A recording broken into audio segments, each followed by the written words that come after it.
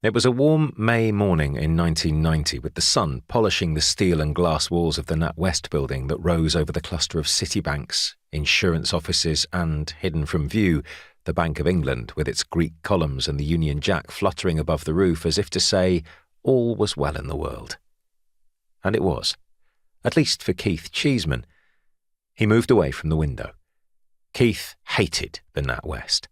In fact, his dislike of banks was such that he would have taken one down every day of the week if he'd had the chance. But there was something specifically irritating about the National Westminster, the way it blocked his view like a raised finger. He smiled. "I'll have you one of these days." He glanced around.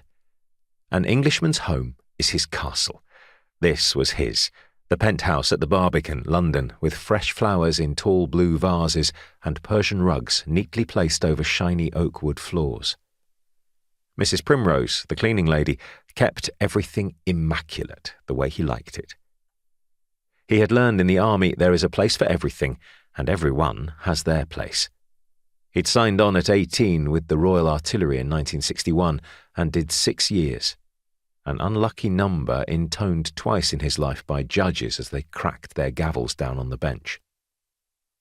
At 24, he entered Civvy Street with a vague plan to become richer than his rich brother. Keith didn't find it hard making a living in business, but crime made him feel alive. It filled the empty spaces inside him, the sense of boredom, of repeating yourself. When you're on a job, you step out on the high wire. There's no safety net. Every second is packed with life, that feeling that one slip and you're dead. It is all-consuming. Aside from the money, he thought of robbing banks as a counterbalance to banks robbing everyone else, with their insatiable greed for profits that filter up to the shareholders and executives. Was he going to charge into the NatWest with a sawn-off shotgun and a getaway driver outside with the motor running? No. Keith was a fraudster, a con man, the last of the old-time villains, men with pride in their craft, a certain honour among thieves who say fair cop when they're collared, never carry a weapon, and never grass. He thought of himself more as Robin Hood or Dick Turpin, looting banks, not to give to the poor exactly, but to spend lavishly and tip heavily. Trickle down, Mrs. Thatcher called it. Defrauding banks is clean.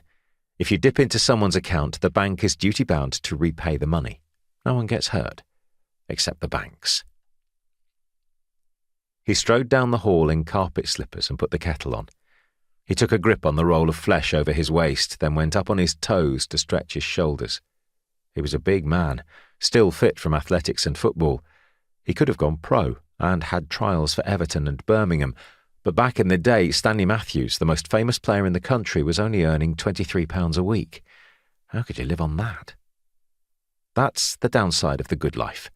You eat too much. You get addicted to the faint waft of the Caribbean every time you light a Monte Cristo.